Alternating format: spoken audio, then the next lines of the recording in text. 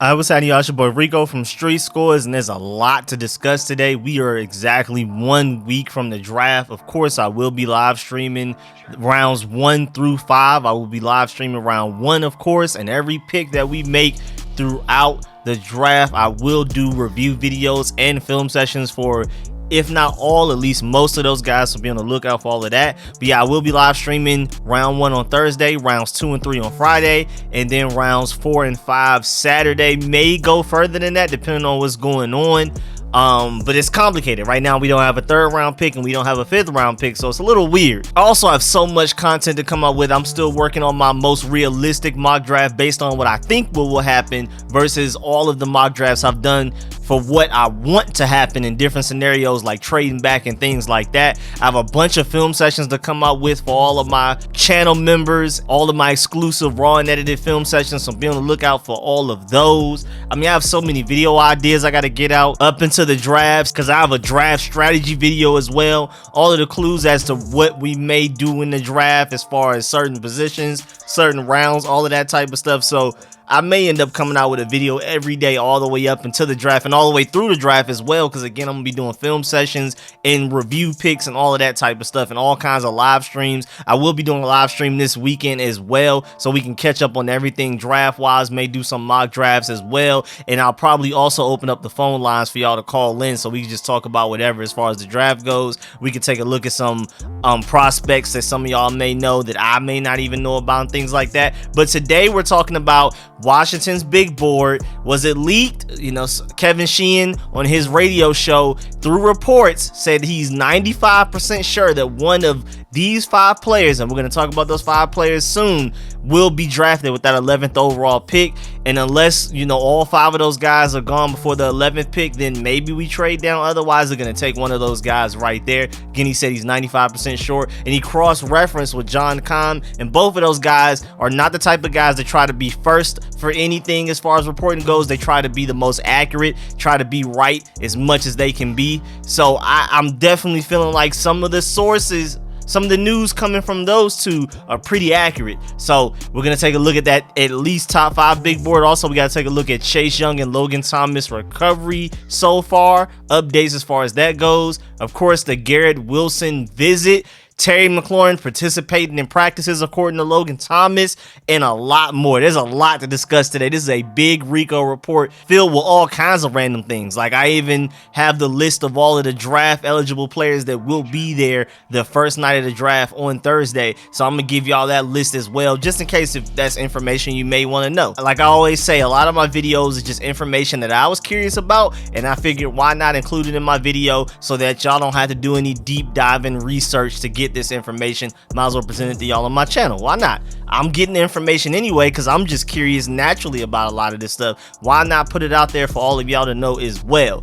But before we dive into all of that, make sure you subscribe to the channel, hit the bell next to the subscription button so you get a notification immediately, and every time I release an informative and opinionated video just like this one. Like I just said, for all of my channel members, man, stay tuned. Film sessions coming out, may get to the point where I'm even doing more than one in a day because we only have a week until the draft and there's so many guys I need to look at. Shouts out to Rich because he requested that we look at Zay McCullum next, so that will be the next raw and edited film session. If you're not a channel member, go become one, and if you are a channel member, stay tuned because so many more film sessions coming before the draft. And I'll probably do some film sessions after the draft as well, because I may not be able to do all of my organized edited film sessions for every player that we draft and undrafted free agents. But as far as raw and edited film sessions, this format where it doesn't take me 8 hours to edit, I'm gonna at least do a raw and edited film session for each one of the players that we take in this draft. So be on the lookout for that. Also, we got to take a look at some of the free agents that we may sign after the draft as well, and that's gonna be a separate video. And if we bring any people here, I'll do some raw and edited film sessions on those guys, exclusive to channel members only as well. And without further ado, let's get it.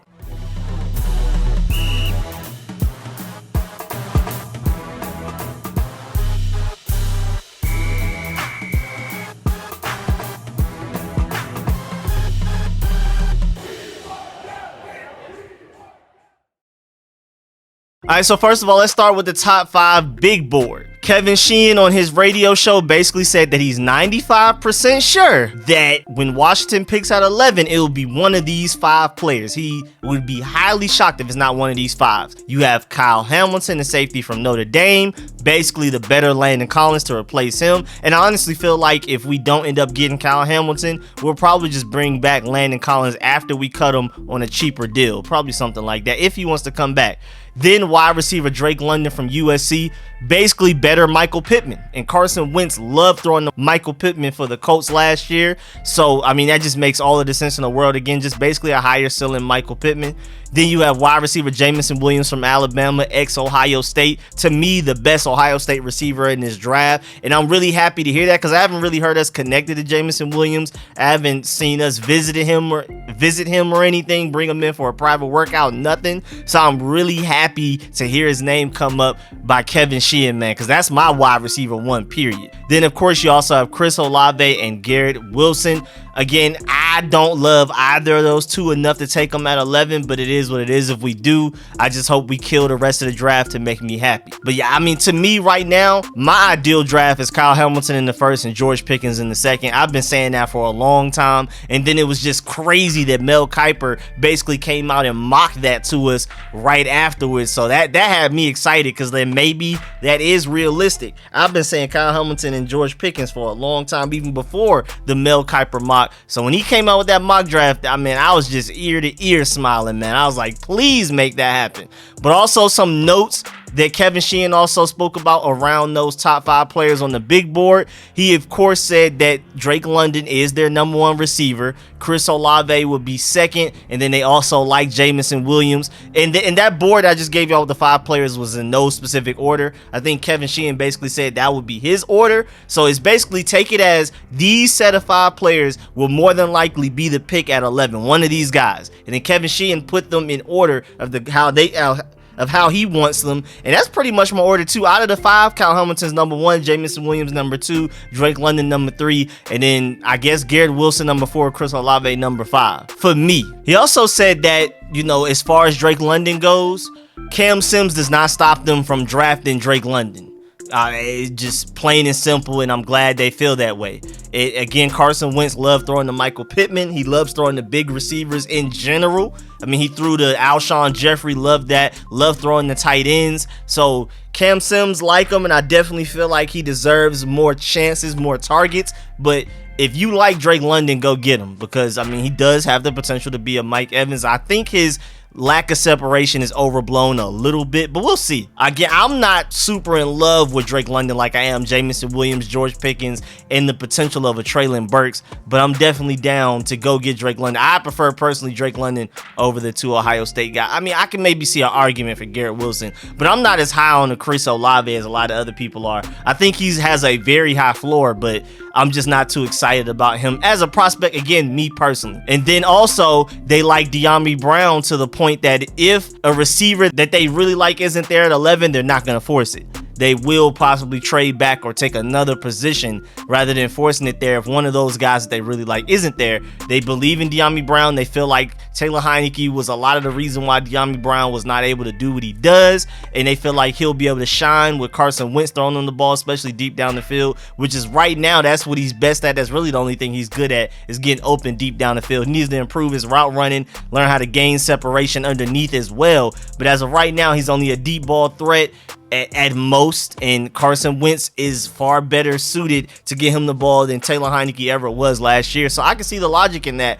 But yeah, man, I mean, I definitely feel like we should add some weapons. But yeah, don't force it at 11. If all of your receivers for some reason are gone before 11, don't force it and take a guy higher than you should. Just wait till the 2nd and probably get a guy. Again, George Pickens is my favorite 2nd round option easily. I mean, I personally like George Pickens more than I like the Ohio State receivers straight up. But again, that's why I wouldn't take either of them at 11 in my personal opinion. And then there's also other rumors and reports just coming from, you know, different sources and things like that, like from John Keim. He said that Notre Dame safety Kyle Hamilton and USC wide receiver Drake London are, quote, strong possibilities, unquote, for the Commanders at pick 11. Again, John Keim is one of those guys. He's not trying his hardest to be the first one with news. He's trying his hardest to be the most accurate. He's not going to report something unless he has a reliable source saying it. And then as far as Drake London goes, we attended his pro day, brought him in for a visit, so I can believe that there's definitely interest there.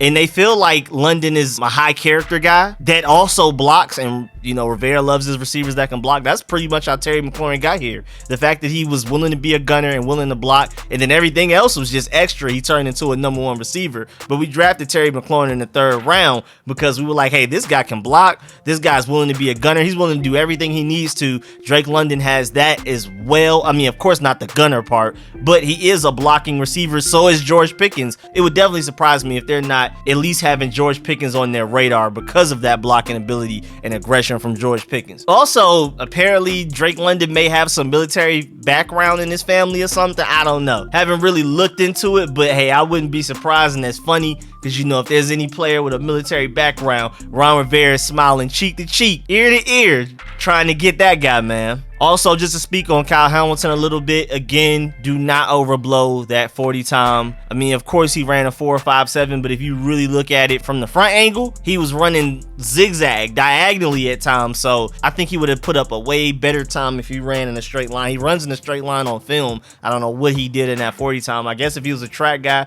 maybe he would have had better technique and probably put up a 4.4 something, because he definitely looks like a 4.4 something on tape. And at the end of the day, I mean, would do 40 times really even matter that much? Ed Reed ran a 4.59, Sean Taylor ran a 4.51, and y'all already know, man, Troy Apke ran a 4.3, and he can't play free safety to save his life. So at the end of the day, the 40 time, I mean, it'd be nice if it was better, but like, honestly, you look at the tape and that's what you go off of. And on tape, he's very fast, very rangy. I wouldn't say completely put him at single high free safety as a position, but when you need him to do that occasionally, he can definitely do that for sure. Also, I mean, his versatility, everybody already knows that. Very smart, very high IQ, great in run support, plays basically like an outside linebacker. He can do zone coverage, he can do man coverage, he can take away the tight end, take away the running back, the slot receiver. He can literally do everything. And then I feel like one of his most slept on qualities is open field tackling. I mean, that guy does not miss tackles, bro. His super long arms, you see it, man. Moving on, Garrett Wilson just finished his visit with the Washington Commanders on April 18th. So that's another visit to add to the list. Of course, I'm updating my list of prospects. I will come up with the final list in the final video right before the draft. I'll probably include it in my final mock draft. So just to put 2 videos on one, I don't know. We'll see. So you got to add Garrett Wilson to the list. Again, y'all have already seen my Washington 2022 prospects target video for the Washington Commanders.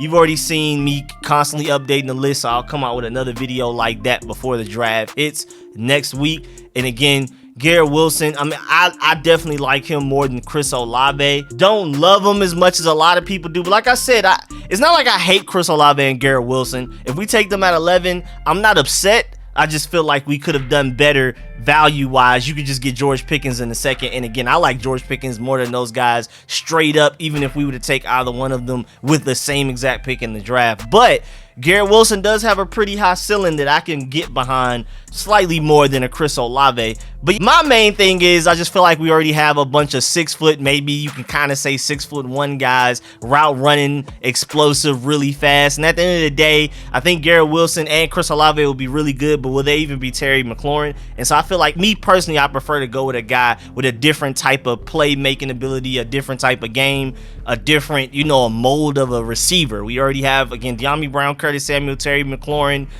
Dax Milne. We already have not necessarily short, but just average height, really shifty, quick, fast guys, deep threats, versatile guys. I prefer to go and get a big body guy. Again, we have Cam Sims, but that's not enough to stop me from taking George Pickens or, Traylon Burks, who can pretty much be what you hope Curtis Samuel would have been. I don't know. I just prefer one of those guys, me personally. Next up, we have to talk about Chase Young and Logan Thomas's recovery so far, because the Washington Commanders put up some pictures of Jonathan Allen, Montez Sweat, and Chase Young saying we're back, and they started their offseason programs. And if you look in the picture, Chase Young's looking pretty good.